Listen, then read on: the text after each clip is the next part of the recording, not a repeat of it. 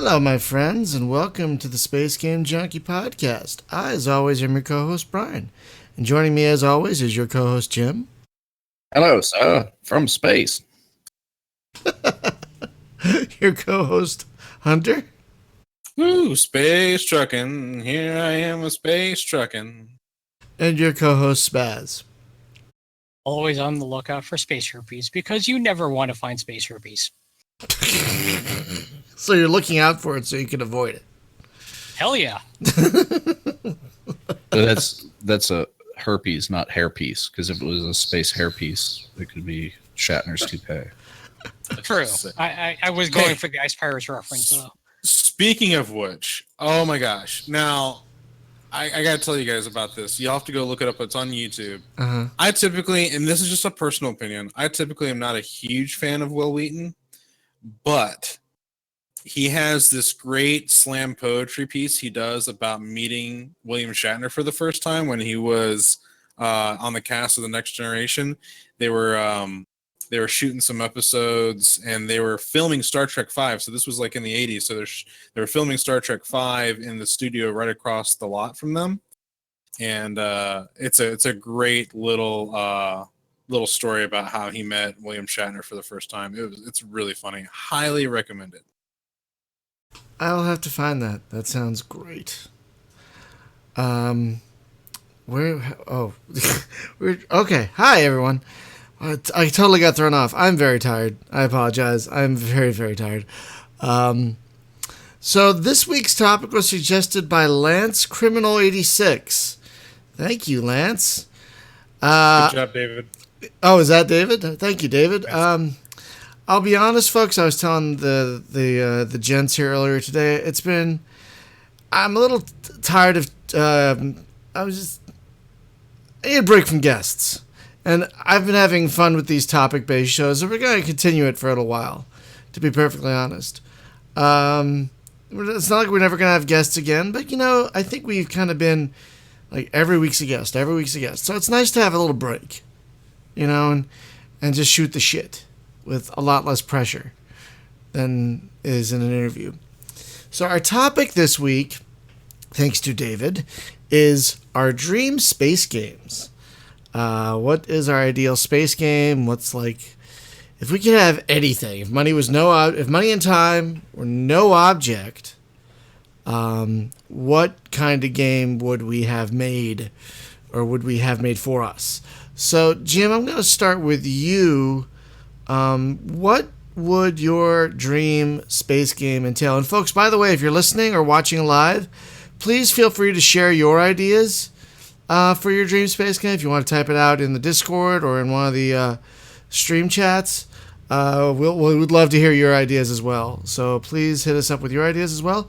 But Jim, what would you say is your if money and time were no object, what would your dream space game be? Well, it would be somewhat like EVE Online mixed with Elite, right? Except that these ships would be Star Wars type assets, and you would definitely be able to grab a joystick and fly a freaking starfighter around. But it's kind of sounding Star Citizen-y, isn't it? Yeah. Except it's not going to happen.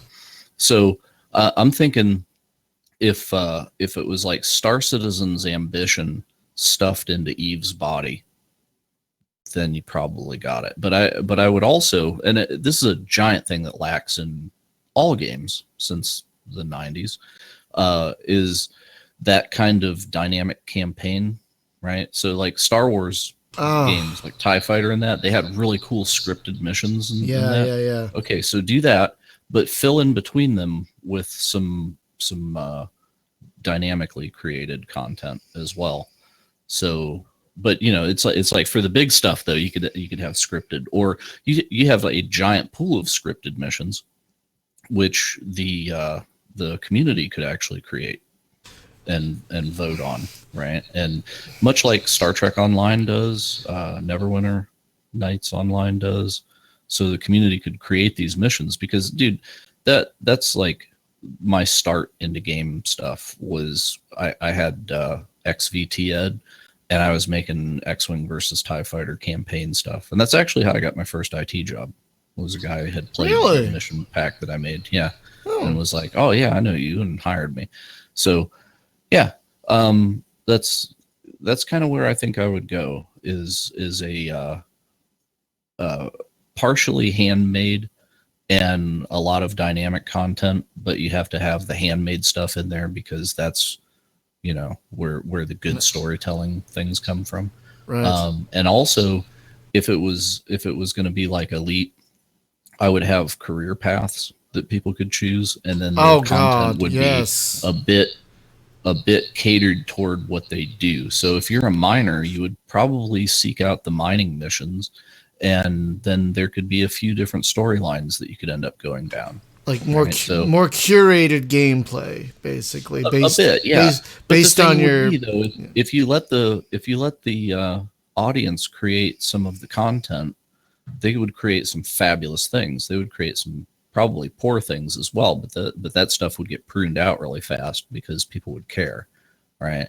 And the galaxy in a game like Elite is huge, so it would be like, hey man, go over here because the missions, that this one player corporation is giving out are amazing, right? So people would gravitate to the good stuff. So your popularity would be based on how good your stuff was, and people that were just making crap would just never get seen. So it would take care of itself. And I think a huge strength of it would be if you had something that's not Star Wars, because Star Wars is dead now. But if it was like what we remember was good about Star Wars before it turned into bullshit, that kind of thing. Then we kind of sorry to interrupt. We kind of had a little bit of a talk about that in the admin chat or somewhere in here earlier today about some IPs that generally just have kind of gone down the crapper as far as games are concerned. That's definitely one of them. Star Trek has a hell of a time making a good game, even though it's a cool universe. Well, the problem with Star Trek is over the last, I think, 6 to 7 years, they've just decided to put all of their eggs into STL. Yeah, that too. But I mean, like even back in the day, right? The Bridge Commander was kind of it was like two games. One game was excellent, and then the other half of the game was like, what? And unfortunately, they were welded together. And Star Trek Online is kind of that too, right? Like I love the space stuff. I cannot play that game because of the ground stuff. I just refuse because it just feels like I'm just having my nuts drugged through broken glass, mandatory, in order to get back to the space stuff. And it's just like, owie, owie. Yeah, it's kind of funny when you're talking about what you want this one game to do. I thought of like 3 games that do bits of what you want. Like you have Star Shatter. Sorry, go ahead. Oh, what else would be freaking amazing is you can't possibly have graphical assets for all of this stuff. So I would actually put somewhat of a MUD in there, right? So like whenever you land on a planet or whatever, just flip that shit to like a text-based game. Oh, like space, like what Space Rangers 2's. Yeah. Well, that's funny about that is actually a lot of games kind of do that. There's some games kind of dumb that process down to either like a mini game or just think about Vendetta Online or even some of these other smaller games like Evercron and all that stuff. When you dock at something, it's just like you bring a menu up and that's what you're doing. Oh, but no, I don't mean that. I mean, this is player created content. So I can like write like, okay, you dock at my starbase and now you get like a text interface, right? And it's like, oh, now you're standing in this room that I write a very nice description of. And oh, there's this painting on the wall. Well, look at that. Okay, so I wrote a description of that. And we're playing a MUD. All of a sudden it becomes Alien Isolation, the text-based game. Yeah, totally.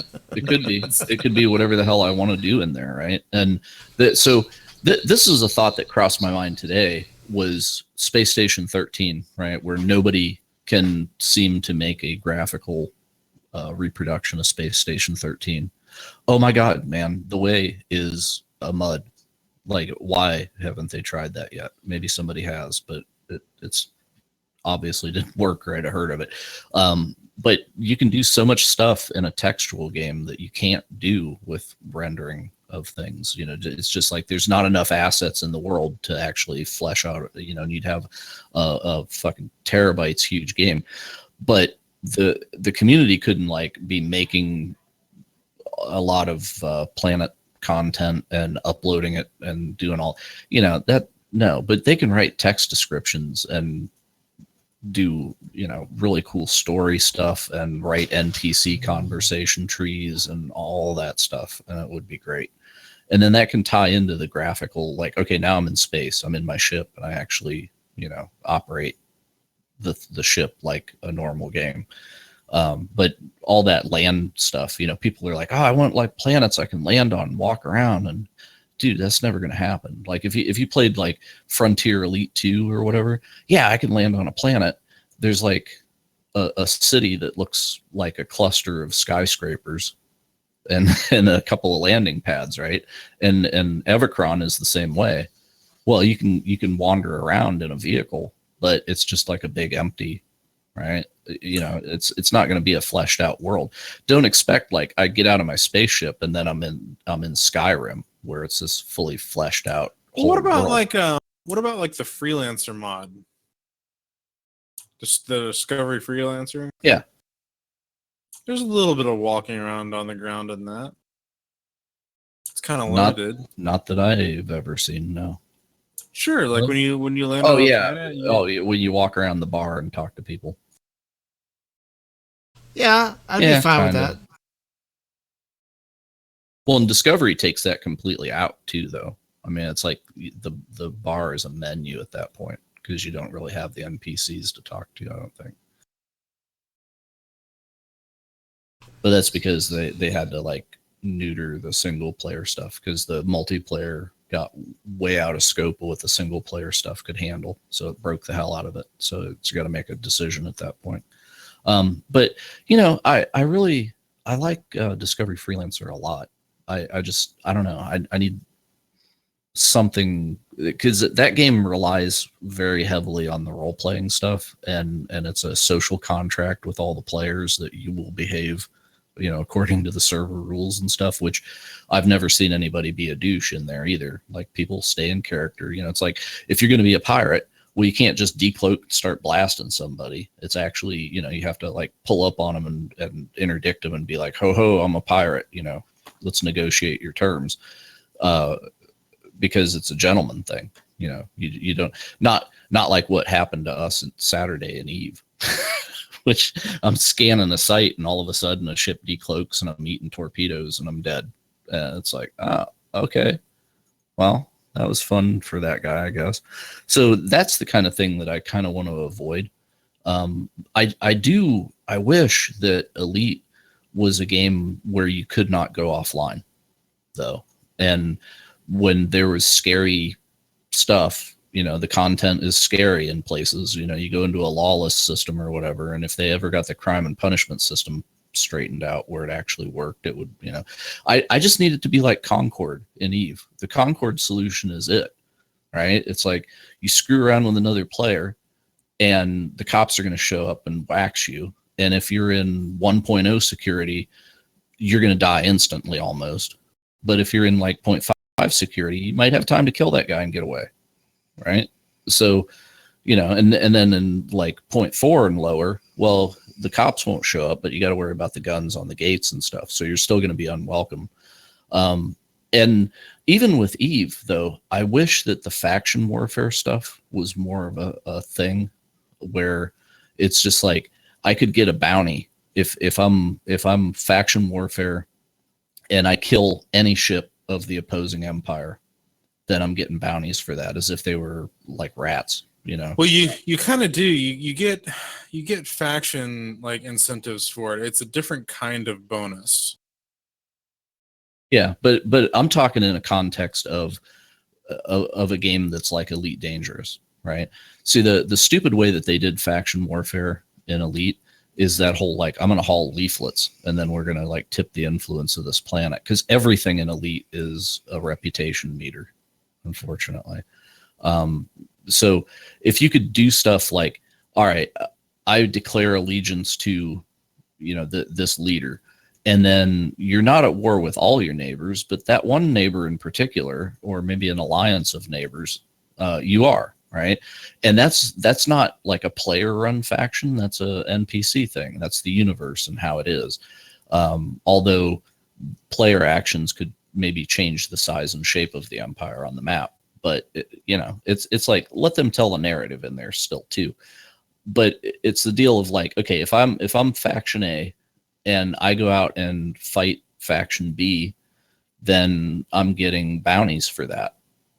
But if I kill friendly players, and this would work in Eve as well, if I kill people that are in my faction, instead of getting a reward, I get fined. It just sucks the money right out of my wallet. So now you have a reason to feel safe in your own sovereign space, because you know that your own people aren't going to be knuckleheads and gank you because it's going to suck millions of dollars. They're going to pay the rebuy on your ship. Oh, you blew up my billion-isk cruiser? Well, it's like, I just got it rebought for me out of your wallet. So all that gank shit goes away, except that there's incentive for the enemy to come in and put the gank on you, because they would get a percentage of the worth of tonnage that they sink, right?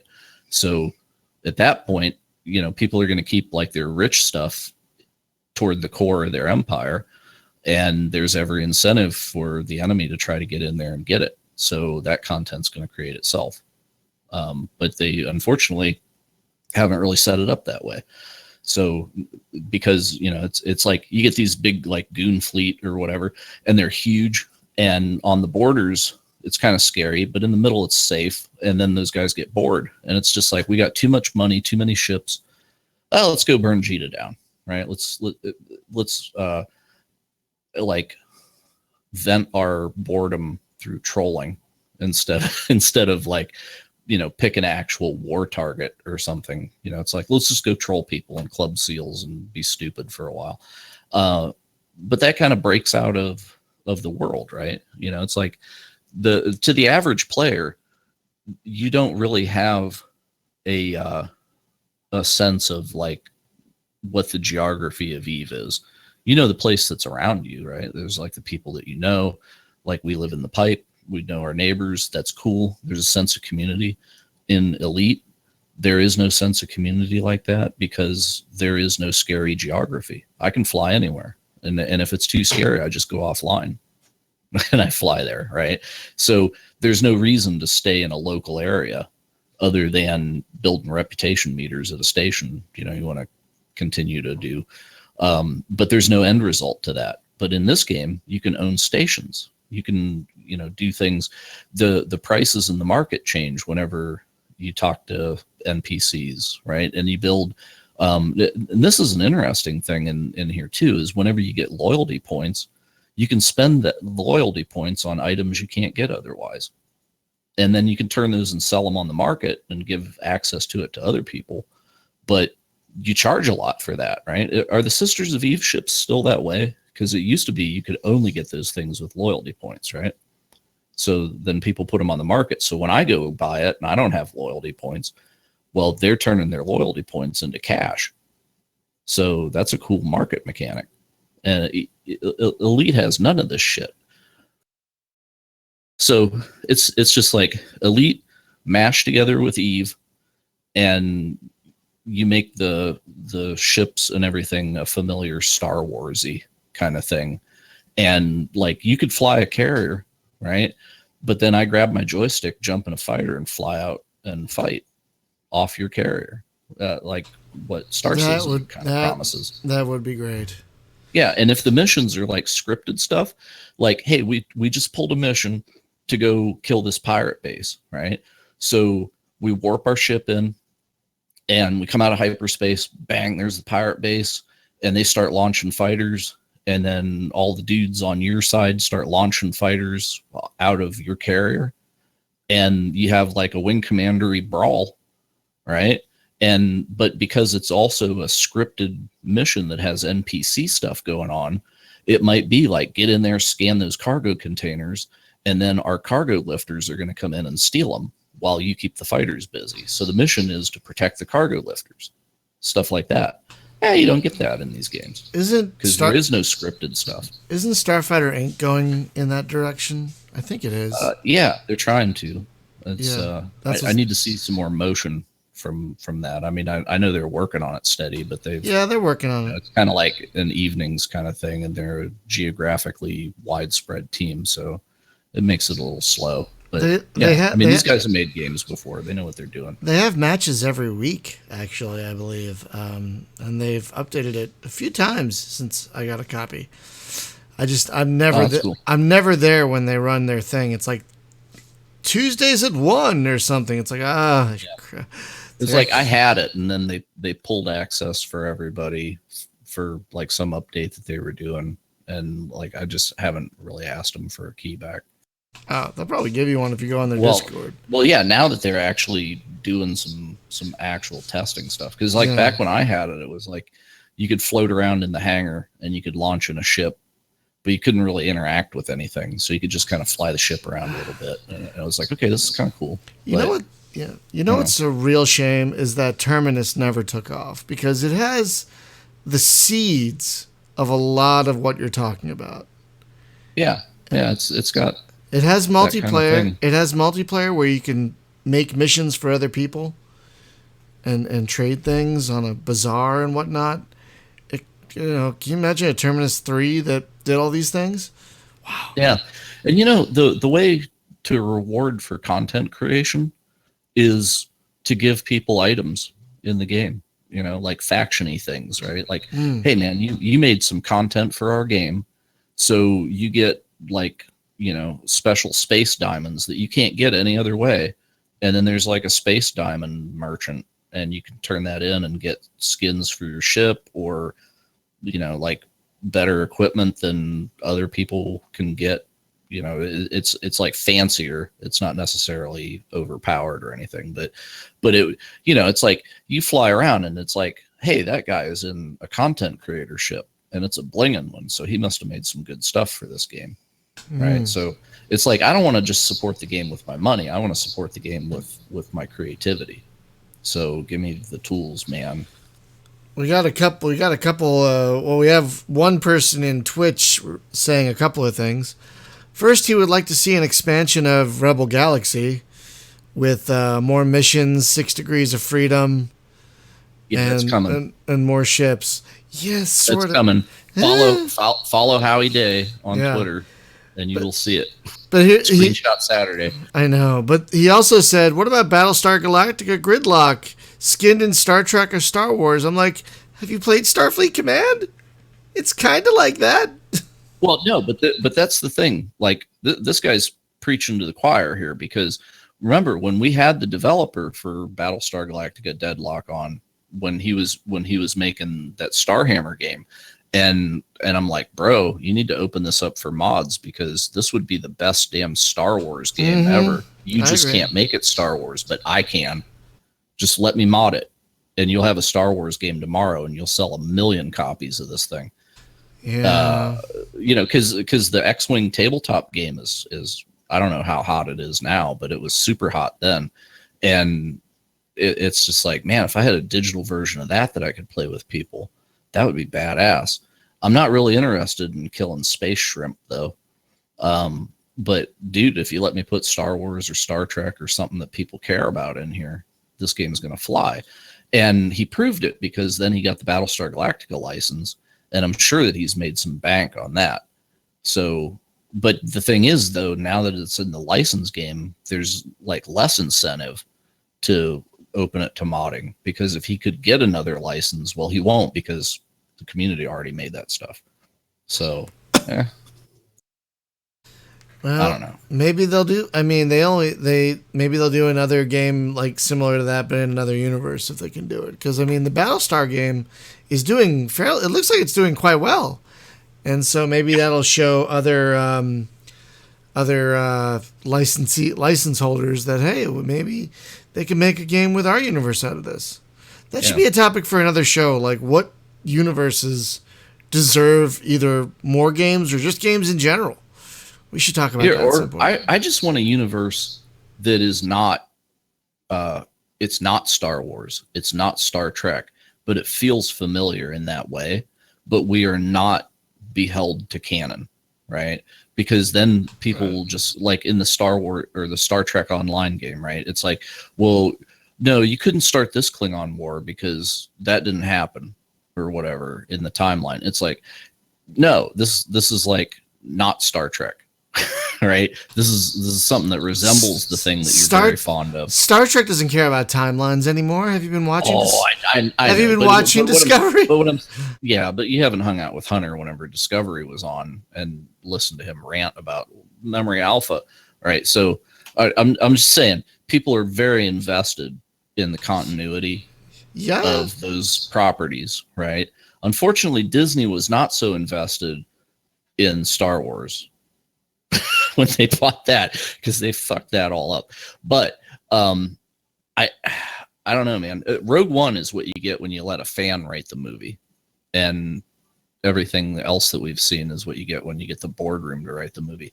But I just think, like, take the shackles off. Don't hold us to any particular canon, but we can make this thing very familiar, right? It was like, well, what about a Star Trek thing? Yet there is a galactic empire or whatever, right? And, you know, who knows? But I don't know, man. There was a thing that I thought of today, and it's nothing to do with that, but I remind myself of this thought. Where I liked Star Wars more when I did not have it explained to me, like all of the political workings of the Galactic Empire and who was who and what. I liked it more when the Emperor was a mysterious, like, just a boogeyman, right? He's like Sauron. He's off in the distance, and it's just like, yeah, there's this giant empire. It's completely invulnerable, and then there's these people that are rebels against it, and they're fighting against the impossible, right? Fine, but then whenever you take it into a scope, like with the New Order, right? It's like, okay, there's these guys, and they got like 5 ships and a moon, and you know, but you kind of know everything about them at that point, and everybody else knows everything about them. And it's kind of like, well, it doesn't make sense, right? But if you leave it super vague, it's just like, dude, it's the Galactic Empire. It's like, you know, from side to side of the entire galaxy, and they run everything. And you don't need to know more than that. It's just like, yeah, they're all powerful, they're super evil, and you shouldn't like them. Okay, good. But I just think if you explain too much, it takes the magic out. Right? Well, there's been examples of that in all kinds of science fiction. Look at the Borg in Star Trek, or the Angels in Doctor Who. Like, you overuse or over-explain something, it's like, oh, I don't care anymore.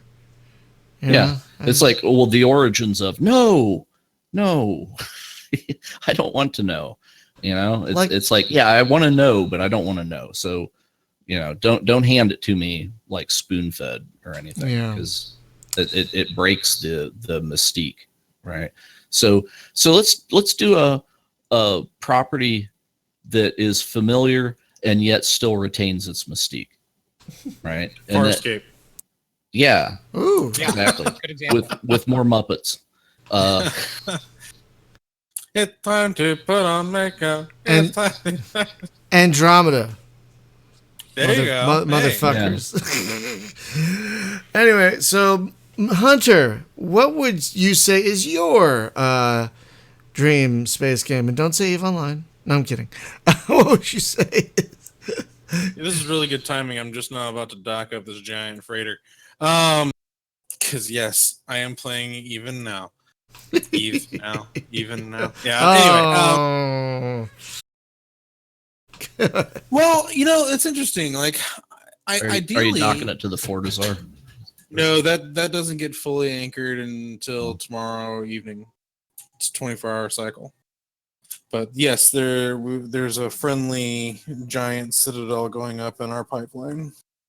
But anyway, my ideal space game, you know, that's an interesting idea. You know, you would think like you just take all of the best of everything and just throw it into one, but There's definitely parts of a lot of games, and we're all going to do this, but there's definitely parts of a lot of games that you just throw them together, and that would be awesome. Ideally, starting with the basis of like a real living, breathing world is something that I want to be a part of, which is why I do like Eve so much. But Yeah. for an ideal space game for me, it's got to start basic with the economy, and you kind of have to build around the idea of a thriving economy, and the players of course determine how thriving that economy will be, but you make it possible in a game so that something that I buy is something that you made. And then there's a gratification and almost a satisfaction in that, right? Like, I made this and I'm going to sell it and make money off of it, and that money that I can go use to go and make more things and make more money, and actually have a sense of progression outside of go here, do this, or go here, deliver that.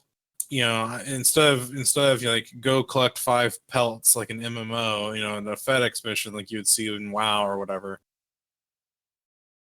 It's gotta start somewhere where you give a little bit of a sandbox element to your players. So that's kind of where the basis for my ideal game would start. And then from there, it would evolve a little bit. I do want it to be an immersive experience, so I wouldn't mind the first person element aspect of it. And I think when dealing with a game like X-Wing or Wing Command and all that stuff, it puts you in the position of fighters.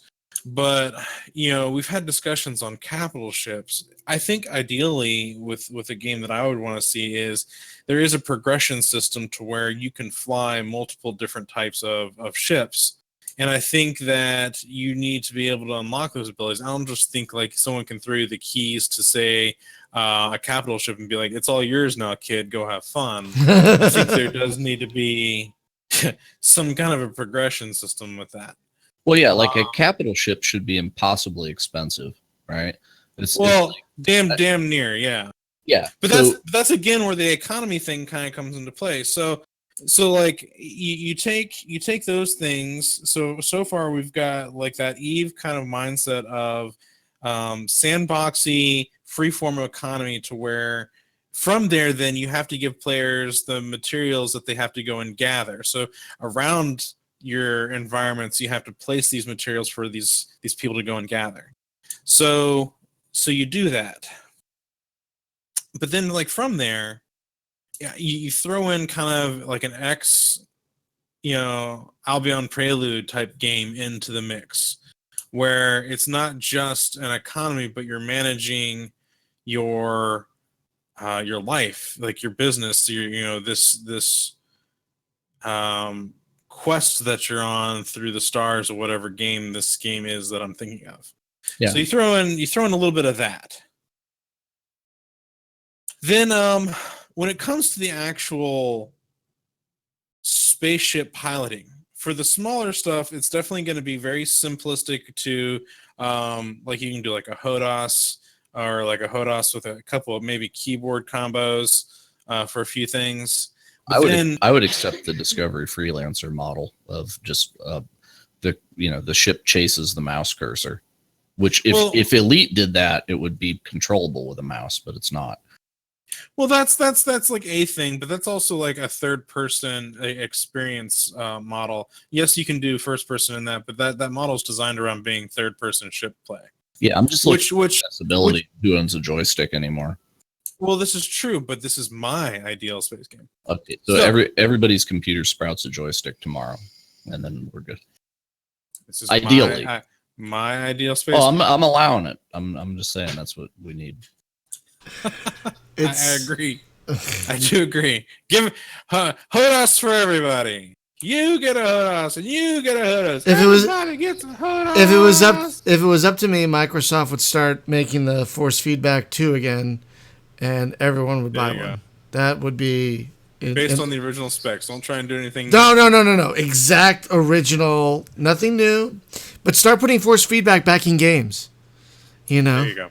Oh. So Anyway. So then on top of that, when you start getting to the bigger ships, the big bulkier ships, the big slower moving ships that take a lot of management, you move from the HOTAS to just keyboard and mouse, meaning you are controlling a console in the ship, or you can give commands, because at this point, the bigger the ship, the crew people that you're going to have. So you give commands to set courses somewhere.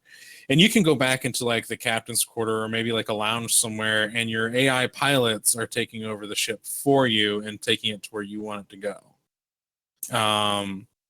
If there is a, like, say, like a red alert, perhaps, if you're coming under attack, you can go up to the bridge and kind of like take control and give your crew orders. But is this AI crew, or is this going to be other humans? Because I'll get to that. So like I do want it to be very much like a freeform thing, but there's also some narrative involved. Like there's something narratively that's holding this galaxy together.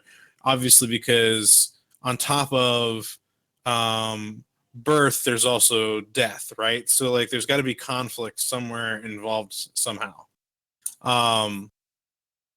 I think what I would ideally like to see is a shared space in this kind of game. I'm not looking for like a freeform MMO, but like I can invite people to be a part of my experience. And they make their own characters in this world, right? But like when they're not there, their avatars just become NPCs that I can give orders to. And then when they come back, they re-inhabit the avatar that they made and take control again. But like you set it up to be maybe a maximum of like 4 to 8, I would say 4 to 8 people. But it's a shared experience, not a combative experience against other players. This is for me. But I want this to like be like an ongoing thing where this world just continues to grow and thrive the longer you play it. So like when you start the game and when you decide to finish the game, it could be like 2 to 3 years later you've been playing through one single go at it, and where you started and where you left off are two completely different worlds, essentially, because it's grown. It doesn't necessarily have to be an always online kind of a thing.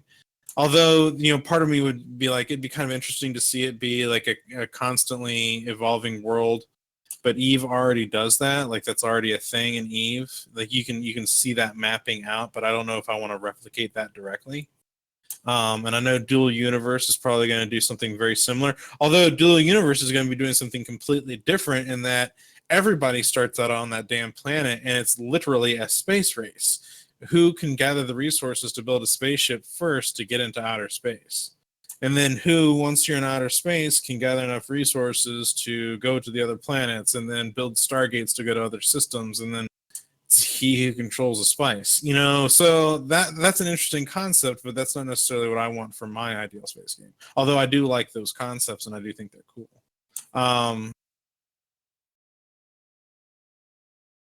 Right. These are just things that I've thought about, especially like when you look at the progression from smaller ships to larger ships. I think the way you interact with those ships should change. Like if I'm flying a big bulk freighter, I don't think I should be using a joystick as well. Yeah, right. But I mean, it could Flying be yes. like, it could be like what was that movie? Starship Troopers, where like that's clearly she's flying this big ship with joysticks apparently. So, question about that though, because in doing it in a game context, right? So if you, and I wasn't here last week for the capital ship thing, or this would have been my beef, right? Is when you have a ship that is really big, right? Like let's look at Elite. I get an Anaconda. That ship is like a Star Destroyer, right? It's huge, and it's got one crew. That's me. Okay, so why do I need this giant ass ship? It's impressive, right? It's got some guns on it and whatever.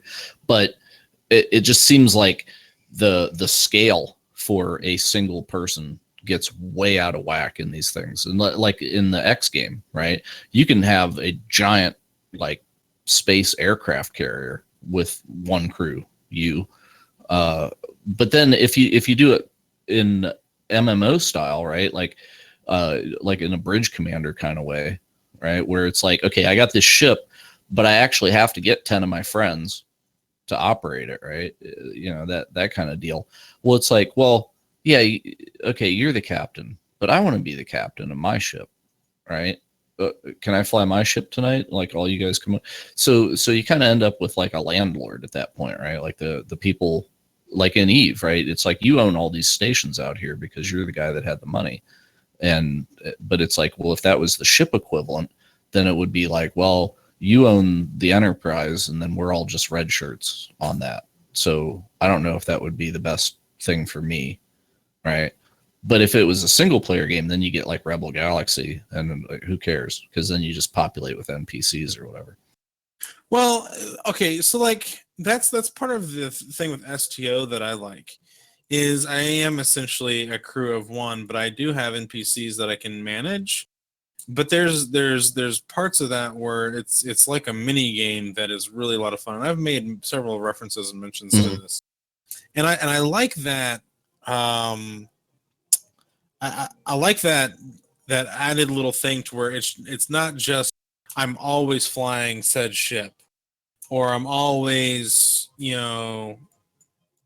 doing this. It gives me other things in the context of the world that I can do that are also interesting and fun and build depth to what I am doing. Right. I so like you have, that kind you of have stuff. points. You have a point of interaction that is not shoot to kill. You can do Or things. just like, or I'm just constantly like hauling things back and forth as like a freighter captain. It gives me more to do and in depth. Like I like the idea of building like a space empire or managing my space freighter business. Maybe I'm not the one who drives the space freighters anymore. Maybe I own a space freighter company and I hire drivers to pilot the ships for me. And I just go and lay back on my like space yacht. Yeah, well, that's okay. Like in my space hot tub with the space alien ships. I would love that. Like kind of. Well, like okay, to put the scale in like Eve context or whatever, right? So it's like I don't want to own Deep Space Nine, but I want to have a space on there that's mine, right? Like right. This is my business that's in the big NPC station, but I don't think that I should ever have enough money until if I become like Jabba the Hutt or something and I'm a giant freaking super rich crime lord. Be like your cousin Galen and own that moon. War is always profitable.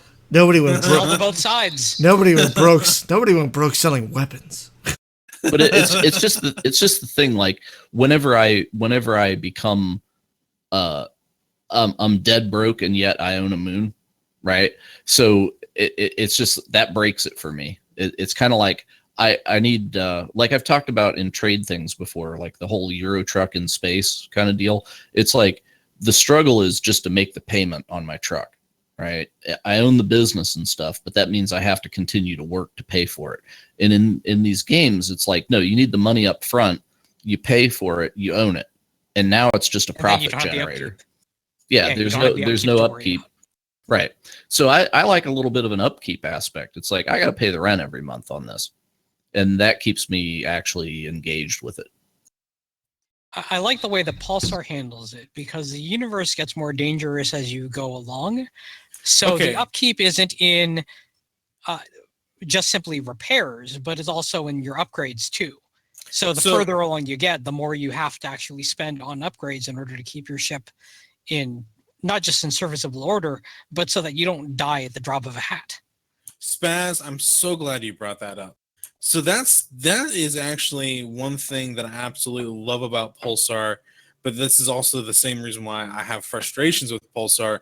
As I like where Pulsar is at, I want to see it do something more bigger and consistent. If that makes any sense. I will mention Pulsar in my section because that is almost very close to like what I'm wanting, because you start out you can start out with something smaller. You don't necessarily start out with like a fighter per se, but like you start out with something smaller. You have AI that you can control. Other players can come join you and inhabit those avatars and become those avatars, and then they can take your orders or be the captain or whatever. But it's very close to what I want, but I want more depth. I want more interaction. I want more something more solidified to call my own, so to speak. Yeah, and unfortunately, with the small team that they are, it's going to be a while before they get there, but they are getting there. They've made significant improvements. And I'm not complaining with what they've got so far. That's what they've done is great, and the improvements that they've made over the last few years have been phenomenal. I'm just saying, like for my ideal game, like for the dream, yeah, for the dream, I would here we go. To close out my dream, you take all of the best things about Pulsar that I've been mentioning, all the things about some of those X games, and all the best things about EVE Online, and you throw that into a blender, and to me, that would be my ideal space game. Sure. So what do you think about permadeath? Like, if Elite or Eve had permadeath, you get killed, man, you're dead, right? Well, so, I think there needs to be divisions, kind of like divisions in what Elite ultimately needs. I think the avatar that you use for single player needs to be different than the avatar that you would use for multiplayer, right? So I think the same thing happens here in that kind of a scenario. I think that you can play the game. It's kind of like Diablo. You can play the game as a one-off, but if you die, that characters are over, and you have to. They have those modes in some of these other Iron games. Man or hardcore mode. So I think you can do like try hard mode in some of these in these games. Try hard Sorry, mode. That's fucking great. but you know, if you want to, what do they call that? The what's that really challenging game that everybody's talking about? For the last year or so, Dark Souls or whatever. Dark Souls, yeah. You know, you can Dark Souls mode it if you want to, and put that into the game. But I don't think that should be the primary mode of play. But I do think it could be an interesting challenge. Like, I've been playing in this mode for the last 6 months and still am living, and it's just like, well, that's an accomplishment. You know, you've actually put some effort and thought into that, and that's cool too. I just don't think like. You don't think it should be the default mode because that would turn off a lot of players. Correct. And I do know that there's some casualness out there. Like, I like being casual sometimes about stuff. Like, there are just some days where I don't care. Like, I will still even log into EVE, but I will just spin my ship in the station and watch the counter pop up at the bottom and see how high I can get it. You know, just because I really don't care. 24, 25, 70, 80. Wait, there's a counter? What? Yeah, if you sit in your station and you just start spinning your ship, after a few seconds, a little counter at the bottom will start popping up, and it'll count how many times you spun your ship in a circle. What? Oh my god, it is a massive multiplayer fidget spinner. That's fucking great. Excuse me, fracking great. Trying to curse less. That's. I have to try that like tonight. I'm killing my subscription right now. 150 fidget spinner. What if the Thargoids had shown up and they were actually fidget spinners? I might actually. They kind of are. I might actually log back into Elite if they were fidget spinners. So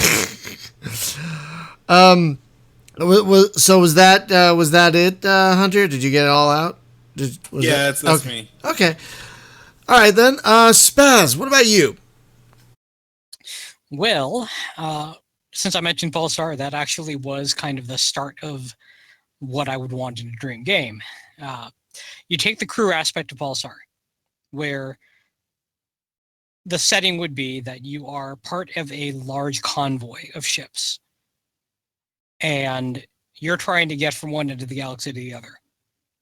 Now, this would be a little bit more of a, I wouldn't say MMO, but it would be more multiplayer focused experience in which you could join a crew and your crew would be part of this convoy. There could be other players on other ships as part of this convoy. So you have this collective goal. keep as many ships of the convoy alive, build more ships as you travel from one side of the galaxy to the other for whatever reason, and you have this economy that's within the convoy. You think Battlestar Galactica in terms of most of these are civilian ships. Not all of them are armed. Most of them aren't, probably. But over the course of the journey, you can find weapons to equip some of these ships so that they can survive a little bit better without the military presence. Or at least they can survive a little bit longer without the military presence. So you're kind of a floating city flying through space, just made up of ships that are kind of tethered together. Yeah, well, you could think of it like the human refugee fleet in Battlestar Galactica. Yeah, because they actually developed like an inner ship commerce and stuff, right? Like ships had roles and. See, they basically became a city that was flying along. Yeah. Well, see, I was thinking Jews in Space from Mel Brooks' History of the World, Part 1. Jews in space. Yeah, you could get 40 years out of that game easy. Oh, Jesus. Fuck. Okay, I'm sorry I brought that up. Never mind. Please continue, Spaz. I'm editing that out. Oh, wait, no, I can't. Shit. Well, so taking this convoy idea, the player starts on maybe a smaller ship, like a runabout size, and as they continue the journey, the crews can collectively work together, finding materials, surveying areas, bringing back materials, trading with other races. So there's a bit of Rebel Galaxy within that economy of, okay, you don't always know who you're trading with, but hopefully there's enough impetus to actually trade with them so that both sides come out profitable. And then you're getting things like extra weapons or sending people on away missions, so you could actually do some of the ground stuff that you would see in Pulsar.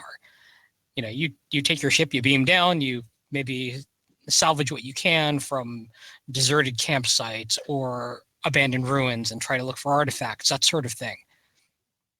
And maybe, depending on what you find, you can shave some of the time off of the journey. And then you can find jump gates to travel from one place to the other. And then you still have on top of that this dynamic economy, which, depending on what the players do, can be really profitable for everyone or profitable for just a few. And then you have the haves and have-nots of the universe. But depending on what role you want to play, you know, you get, say, for example, a freighter, you might be able to take your crew and make some profitable trading runs, bring back a bunch of weapons, maybe have to smuggle some things depending on where you're traveling through. So at what scale of multiplayer would you put this at? Like, is it viable single player and then you can invite friends, or is it dependent on a large population? I would say, let's say, for example, it is, for the purposes of this, it would be instance-based with, say, 60 players per instance maximum. But you could still play it single player. You just have AI crew taking over in the vein of Pulsar on your ship. And depending on the size of your ship, you may need more AI crew. So maybe the ships might scale up to, say, 10 or 15 people on a ship. Ooh, that sounds great. So it wouldn't necessarily be flying Star Destroyers, but you would also be, depending on the way that the player economy works out, you might have those 60 people all working together to build something Star Destroyer size. And maybe you're tooling around in the galaxy on that as just one ship in your fleet. Yeah. I think for single player or small scale like that, my ideal game is Battlecruiser 3000 not as it exists in reality, but as it exists inside Derek's head. Oh man, It is. That's do you know I'm streaming Universal Combat because it's the closest game that I could think of, at least conceptually, to my dream game. So I actually played some of it today. I mean, to take on Hunter's idea, yeah, it would be great if one of the things that you can build is a carrier in which the other players on your ship can just jump into fighters, take off, and help defend the fleet. Yeah, well, I like the idea of like, this is my game, but my friends can come in, or they can be playing their game and I can jump in. Kind of Borderlandsy. I'm a sidekick in your game. Yeah, kind of like Borderlands. Like that kind of drop in, drop out. Yeah, drop in, drop out. Yeah. But it's like, if it's my game, I'm the captain and you guys are crew. But if I come to your game, then you're the captain and it's your story and we're crew. So hey, Jim. Yeah. I'm the captain now. Look at me. I am the captain. Yes. It's kind of fun. It's kind of funny because Pulsar and Guns of Icarus are kind of in that vein. Yeah, they are. But they could do more. They could do a lot more. Anyway. Yeah, it's not to say that in the case of Pulsar specifically that they won't. It's that they're still building. I mean, they've got a lot of work to do, but damn, I'm very, very impressed with what they have done. Yeah, and they're nowhere near done, right? Like no, not that I'm aware of, because I know they have a lot more they want to do in terms of fleshing out factions, and they still haven't really touched on the big threat to the universe, which is the infection that's spreading across, taking over systems and converting ships into, well, evil nastiness. Ooh. Yeah, that's already in there. It's just they haven't really fleshed it out too much yet. Oh, I see. That's pretty cool. Now, you can go to some of the infected systems and fight them, but you take constant damage as you do so. That sounds terrible. That sounds It is. Really it absolutely is. But it's there. Yeah, it sounds pretty awful. That sounds really fun, though. I love the idea of the drop in, drop out stuff. Especially if it's procedural. That would be great. Right. And so the story would just evolve from, my idea. It would evolve as you move the fleet from system to system. I wouldn't say like FTL in that respect, but that you don't know where you're going to end up when you're making your next jump. So almost like get Homeworld there would be a good framework. Sure. Oh, yeah. You get there and then you sort of have to survey the area. You don't have anything explored. You don't have advanced notice of what you're going to find when you get there. So you may have some players who are just going to act purely as scouts. As you get into the new system, they have ships that are equipped with expanded radar and scanning systems, and their goal is to go out and be your eyes. That in itself would make a pretty damn cool game if you were the scout for the fleet. Like the fleet is behind you, and you're the guy that has to go find the resources and tag them and find where the enemy is. Oh, that'd be fun. Avoid it or whatever. Yeah, because that way the onus is not upon you to be the general that leads the army into victory. It's more like you have to go out there and find us a way to.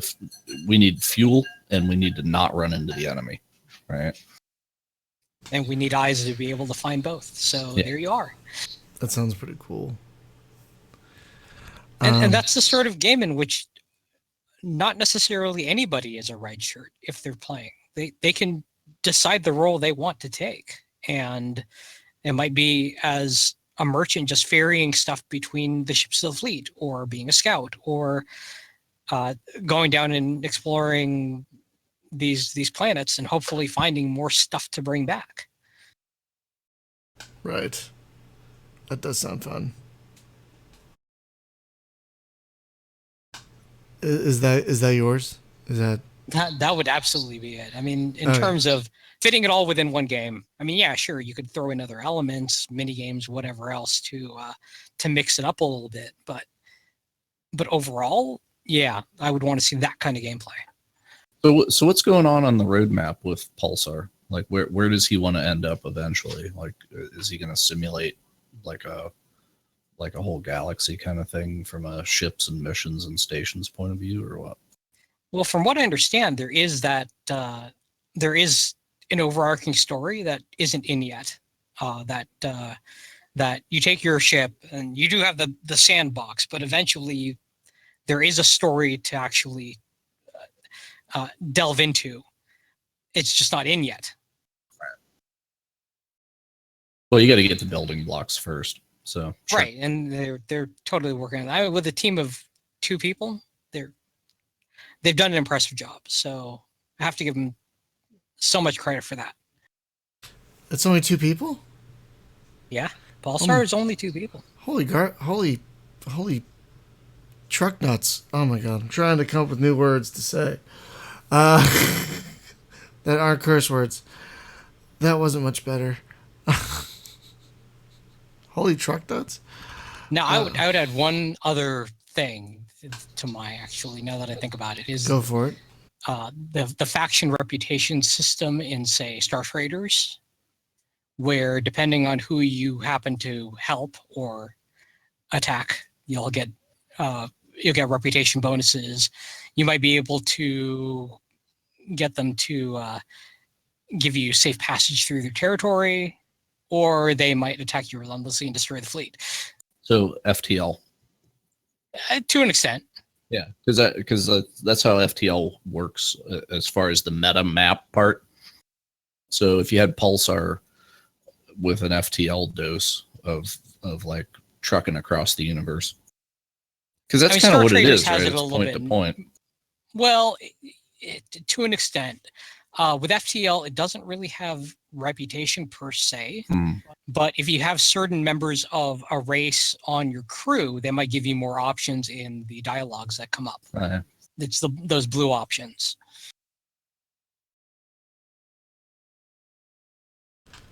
Yeah, it does sound pretty great. All right, let's wrap it up with mine, I suppose. Folks, I actually wrote an article about this 6 years ago on the blog. And in reading it, a couple things came to mind. One, Star Citizen is really trying to be this. It's not gonna be. let's just be clear about that. It never will be. And if you get mad at me for saying that, I'm sorry, sort of, not really. Because it had potential to be if it would have stayed on scope. Oh my god. Yeah, that's a whole nother episode of Oprah. But sorry, that was pretty good. But basically the game I want is a mix of Freelancer, Hard War, and Skyrim, all in a massively living single-player universe. Because I'm very appreciative for you guys getting me into multiplayer games, and I've definitely opened up a lot to multiplayer. But at my core, I just want to play when I want. And single player, yes. With multiplayer optional is what you're saying, pretty much, right? No, I want purely single player, is what I want. I want single player. You can actually resolve the story, and you can affect great change in the world that you can't do in a multiplayer game because the state has to stay the same. Exactly, and so the games that I thought came closest to this were like Universal Combat Battlecruiser, Parkan, and what was that other one I just had in my head? There was another one. Anyway, Salvation Prophecy was not great in execution, but kind of close. Star Shatter is something along the lines, something dynamic and engaging that I can make my way. I could choose my role and make my way in the world. And there are all these Stranger. There are planets. Like you can go down to planets like in Starflight and interact with things, and it's like Skyrim. And then you could fly around like in Hard War with a shuttle if you want to do quests that way. And then you could take off on your ship and and fly around that way and do missions that way. But there's also other ships you can fly. There are factions. You can take over factions. So it's like if Starpoint Gemini Warlord, Hard War, Skyrim, and Evacron had an orgy and put out a baby, basically. But somehow science figured out a way for that to happen. Somehow science figured out a way for that to happen. And even in reading this article 6 years later, that's still what I want. And like I said, some games have come close. Like Starflight came close. Universal Combat came close. But like none of them have actually really fully done it for me, which is just kind of a shame. But this game will never happen. I know this game will never ever happen because you're basically talking about, what is the thing in Ready Player One? The thing you log into. Do you guys remember? What's it called? The VR system they all log into. Yeah, the game thing that you log into. Does anyone remember what's that's called? I can't. But basically what I want is that. Basically. The Oasis. Thank you, Act Binary on YouTube. The Oasis. It wasn't that long ago I read the book. I should Ready Player One. Yeah. The Oasis. Thank you, Act Binary over on YouTube. It's exactly what I was getting at. So yeah, the only way I think this game would happen is if we had an Oasis level of power in terms of our gaming.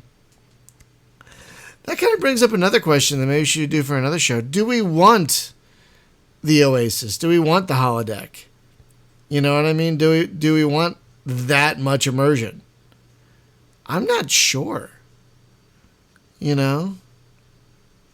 What's interesting is this kind of brings up another point. Kind of off topic a little bit, but it's fine. Jim and I were talking about Westworld. Which I still need to watch, I admit. I apologize for that. You really do. Yeah, I know I do. But the interesting thing about Westworld is, like, conceptually, as video game players, when we play video games, inherently, most of us at least should realize that it's a video game. It's not real. It's a thing that you can use to escape in. Mm-hmm. But when you get something like an Oasis or a virtual environment, or you start delving into things that no longer resemble just a video game, but can very much look, feel, and be realistic, how do you conduct yourself in that kind of environment? I don't know if necessarily this is a good thing to have, you know. No, I can't disagree with you. Like, one of the reasons, at least in my case, one of the reasons I can't watch scary things, horror things, is because even on a flat screen, I get so sucked into what I'm watching. Like, I get terrified, I get scared, like I really feel what's going on in whatever I'm watching. Because I just get that sucked in. And I worried that with that kind of virtual environment, I'd never be able to unplug properly. You know what I mean? That's totally fair. Yeah, I think the thing, because Hunter and I had a discussion about this the other day, about whenever you take the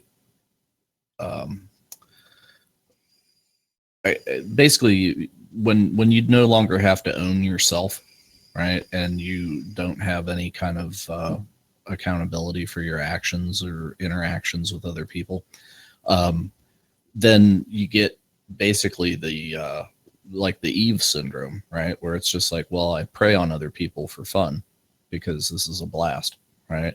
But it's like, well, for the guy that's kind of being abused, it's not really great, you know. But it's like, so I think it's like humans seek empowerment, right?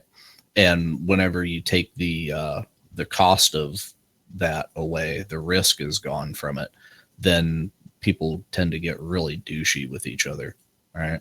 And I mean, we see this in like chat rooms and forums and stuff where there's just some anonymity in play, and how people can flame each other up and stuff. But if it was like actually two people on the street, they would have respect for each other. But I think it's like when you put that curtain of anonymity between them, like the gloves come off. And right. I think we show our dark selves, you know, our potential for shittiness. So I don't know that I want a virtual world where Yeah. there's not some penalty for being completely not antisocial, but just the damn opposite of, right? Yeah, like we've been watching a lot of Star Trek, and we notice on Star Trek, besides clearly the holodeck, there really aren't many video games. It's all just almost all analog games. And I Or wonder, like hollow novels, I guess they call them. Yeah. Hollow novels. yeah, but I mean, there aren't really, like, when they're playing games, they're playing poker, or they're playing chess, or they're playing, like, the closest thing I ever think we got to a video game was either that one, was it the episode The Game with Wesley, you know, that one, or that Stratagema game that they played in that one season 2 episode. That one guy played Data. Against Zach Dorn. Yeah, Zach Dorn. Thank you very much. No. We're not talking about DS. No, we're not. We're talking about the episode with Oh, God. Data versus Zach Dorn. Is that a video game though? Oh my god! You Along home is you have to learn as you play. The Chula! best game in Star Trek's Dabo. Well, no, there was the Another analog that, game. what was that one game that was like inherently like the pleasure game that like drugged them? Yeah, The game. Episode, That's that one. Okay, Yeah. I was wondering. yeah, the one where they disconnect Data and Wesley's chasing them through the ship, or running away from them through the ship, because they're all because wearing. Data's the only one immune. Thank God they never had like an X-Files kind of episode where they had to like go into virtual reality to save somebody. Remember the Well, bat? they had holodeck episembles with similar themes. Sort of. But But the not holodeck specific. wasn't like, oh, I put on these goggles and now I'm in a different world. It's like, Remember the Batman Well- episode that had that? The Batman episode with the Riddler that had that? no, can't say Oh. that I did. I do. Oh my Was god! that the 60s show? It was really ahead of its No, time. the animated series. the animated series. Yeah, I know. Bert, what? Good episode. What was that? What was that movie where Inner Space? They had the Inner Space episode of DS9 where like the runabout gets shrunk, Oh, I love that episode. and they're like Yeah. running around like on the top of like isolinear chips and Yeah. shit. Don't sit on that one. You'll fry yourself. Yeah, and they're firing Good episode. little tiny photon torpedoes at the Jemadar. I love that episode. It's so stupid. It's quite dumb, but It's- yes, it's fun. Still a fun episode. It's so dumb fun, though. It's so fun. and then Worf's little poem. Apparently, I have the companion. I read that one episode almost blew the budget for the season. Like that one episode, because it was so Oh expensive. yeah, all the visual effects. Yeah. Yeah, that's true. yeah, and the sets with the isolinear chips and everything. It's just a very, very So expensive. the holodeck, how much privacy are you guaranteed to have on the holodeck?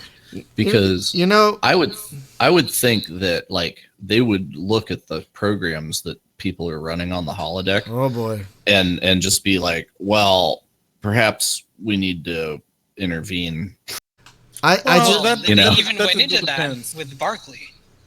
Yeah, well, there was the Barkley thing, but there's also some anonymity and privacy because there was that episode of Voyager where it was getting close to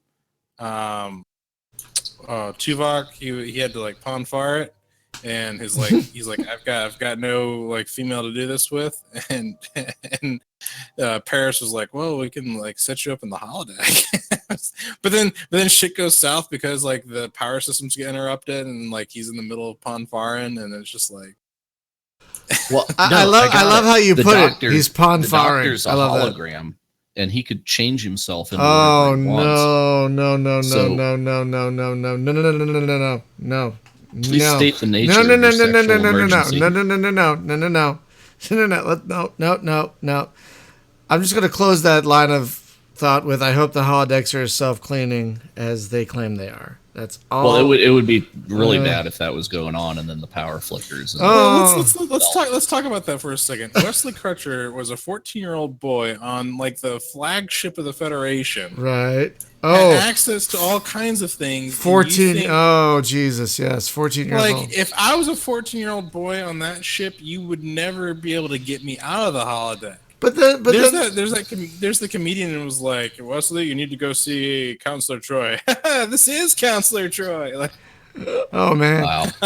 No, there was so in Star Trek, everybody has the job that they want, right? It's like they seek the career that. Well, not necessarily. I mean, they're free to seek the career that they want. Right. But, who but has the bucket and the mop in the holodeck that cleans up all this weird shit that goes on? The Enterprise is self-cleaning. They use they use replicator tech. Okay. To just transport anything that's left behind out of it. Wait a minute. Where dematerialize it? Okay, so this is a disgusting question. I'm sorry, folks. Hang tight. So if there's nasty stuff on the holodeck and they beam it, where did they beam it? Do they beam it to like the place that has all the biomatter for the replicators? No. If it's replicator tech, they can just convert it into energy. Yeah, right, they So literally, the Enterprise runs on jizz. Oh, right. Wow. Which it's holodeck powered. So Wow. much like the internet. I'm sorry. No. God, that's so Much like the internet. Riker, we need extra power to the phasers. Get down to the holodeck. Get down to the holodeck, Riker. That is a different kind of dream ship. no. Jordy, go make a control fast. Jordy, go make a holodeck of Leah Brahms on the holodeck, and we need more power to the shields. Just oh no, I'm sorry. No, but okay, so let's take it out of like the gutter. Blatant, yeah, let's take it out of porn, and let's say like so there's somebody, right, that for whatever reason their holodeck thing is they're a serial killer or something. So it's just like they just go in there and like axe murder people. Oh, so kind of like Dexter, kind of like Dexter. Yeah, kind of like that. So then it's like, okay, what's really going on with this guy? Because he's doing some psychologically highly unhealthy shit in the holodeck. This can't be good, right? And at what point do you separate your holodeck interactions from reality, right? Because I'm sure that there would be, it's like, okay, well, you build this fantasy of yourself in the holodeck, and then you come out in the real world and interact with normal people. Like how easy is it to switch that off? Well, right? A serious answer here to that is that is why ships have counselors. It's the whole point of them having. It's because the holodeck will fuck you up. So we got Troy. No, it's that. Well, just in general. In general, they need counselors to keep people sane. And right, because especially long when trips, you could be out there for months between years. Stops. Right, because you can only play so much slug bug. Between stops at a station, you might be months out. Some of the rotations they just had mentioned, they were out there for 3 to 6 months between stops at a Federation station. Yeah. So would it be like a road trip where like Data leads them in a rousing chorus of 99 bottles of Romulan ale on the wall, and they're just killing time as they. It would get boring as shit. I'll say that. Road trip. For survey missions, it could get boring, yeah. But then again, that's the whole point, is they're out there surveying. So hopefully they'll find something, but chances are they won't. It's an anomaly. Wouldn't it have been great if there was one episode where they didn't find anything? It was just a normal day where nothing really happened, and they just didn't find anything. And but it looks like something's going to happen several times, but nothing ever happens. I wouldn't mind that one. They could have called it. They could have called it like boredom, and it's just like. Well, here's an interesting thing. Riker bouncing a ball on the wall. Here's an interesting thing. Apparently, the Orville season 2 is going to have one episode that doesn't have any sci-fi at all. It's going to be all character-driven stuff. I wonder if it'll be something like that. That'd be cool. They're gonna go camping. Oh Did God. that already. Oh God. The No, they're marshmallow. marshmelons. Yeah, gonna sing "Row, Row, Row Your Boat." For 99 bottles of Romulan ale. We're gonna need we're gonna need these horrible sweaters with elbow patches. That would have been Come like on, Brian. You know you have some in your closet. that would have been like the episode if Data had taken up knitting, and then they could have had an episode like Data knits a sweater for Worf, Well, he and took it's up an ugly painting. sweater, but Worf can't. Worf is too polite. Worf is too polite. Yeah. He would be like, thank you, sir. He wouldn't really. Yeah, but you'd have to like manage his 4 nipples. You know. He has 2 of everything else. Why not double the nipples? Do we ever see Worf shirtless? I don't think we do. No, No, I don't think we do. but we don't need to. No. Just like we don't need to know about other things. Yeah, Oh God! that's true. That's true. Discovery season 2. What will we learn? We sure did discover a lot in that season, didn't we? Oh, I'm not even done it yet. Oh God! I'm not even finished it yet. The summary of that entire run of Discovery was that one image on Star Trek shit posting. It was the title image for a while. It was Worf with a double bagger thong on. Oh. A double banana hammock thong. By the way, folks, if you do want a funny Facebook group, Star Trek shitposting is. It's quite hysterical. It's not only is it hysterical, they're like super prolific.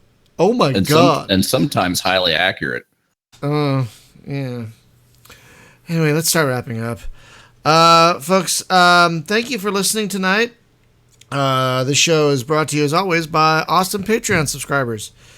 Folks, if you're on Patreon, or you want to be on Patreon, I'd like to hear what you think about tiers, because I'm thinking of adding some, but I just haven't figured out the right Salty ones kind. yet. Yes. So Salty tiers. if you want any, if you have any thoughts about that, I'd love to hear them. But just a couple of show notes before we wrap up. Thursday, we're going to be playing the co-op top-down twin stick shooter thing, Rift Star Raiders. So I'm excited about that. I've only played the tutorial though, but it was really fun and very challenging. Apparently, it's very fun in co-op, from what people are saying. So how much does that sell for? Don't you have a copy? I don't think so. I thought you Unless had you a sent me something I didn't see. I thought you had a copy. If not, we'll have to get you one. Well, I'm just curious in general. Let me. I don't know. I don't know off the top of my head.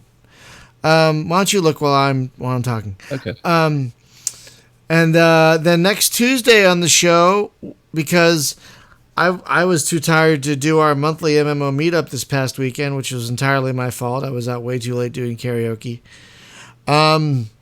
We are going to talk about spacey MMOs next week. The ones that are still around, the ones that have failed, the ones that we're hoping to see, that sort of thing, while we play some EVE Online live. Wink, over on Twitch, we actually did play some Alien Isolation a while back, and I used the excuse of Halloween to totally pussy out.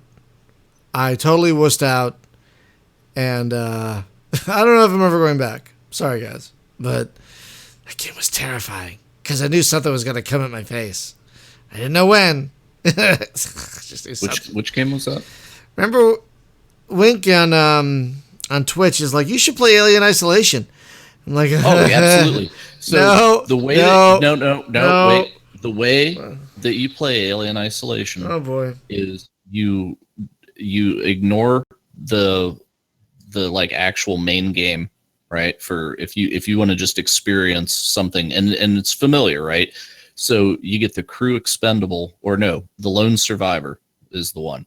So you get to play as Ripley for the last 15 minutes of the movie, where you have to run in and set the self-destruct and get in the shuttle and get the alien out of there. that again sounds escape. absolutely terrifying. Like, Yeah, but you know super what's duper- going to happen. because it plays out just like the movie. Doesn't matter if I know it's going to happen. I would probably poop my pants. Yeah, but it's the thing of like you could watch the movie and then play that, and then you could have a rousing commentary about how accurate it was to it and how it changed your perspective of the movie, because it did for me. It's just like, wow, okay, I understand that scene a lot better now because I wore those shoes. Interesting. Maybe I thought it was spectacularly well done in the game. Just good. That thing, it's compressed, and it's like 15 minutes of oh shit, and it takes out all that stuff from the main game where you just kind of are like hunting for what do I do next or whatever. It's very linear, but it's the condensed experience. And yeah, it's not easy, right? It's not a guaranteed win thing, but it's, you got a flamethrower and it's like, oh shit, there's the alien, whoosh, shoot him in the face with a flamethrower, buy yourself some time, right? So it's not too hard, but I feel that is the ultimate experience in that game. If you want to get one good dose, and then once you've seen the alien a little bit, you're kind of over it, and it becomes another actor in the game. It's like by the time I got done with that game, it was like about as scary as being chased by a Pac-Man ghost. It just really didn't bother me. But man, at first when it's like, oh shit, there it is, and you haven't figured out how it acts yet, yeah, it's super tense. But I would say do the DLC thing, because it doesn't really pursue you. Like if you do something dumb, like sprint down the hallway, make a lot of noise, slam doors and shit, and it knows where you're at, you're gonna die. But if you play it, like sneak around and hide under the desk and wait for it to leave the room and then sneak out, and you'll be fine. Right. Well, but yeah, if you don't have that DLC, I'll freaking buy it for you. If you, I actually do have it. I just checked. I don't know how, but I apparently bought it for you. You might have. You very well might have.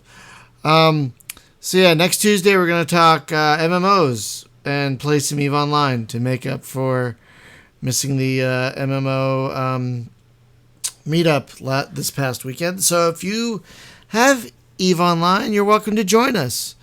I don't know what we'll do, but we'll do something. It'll be fun. Yeah. By the way, Rift Star Raiders, the trial is free.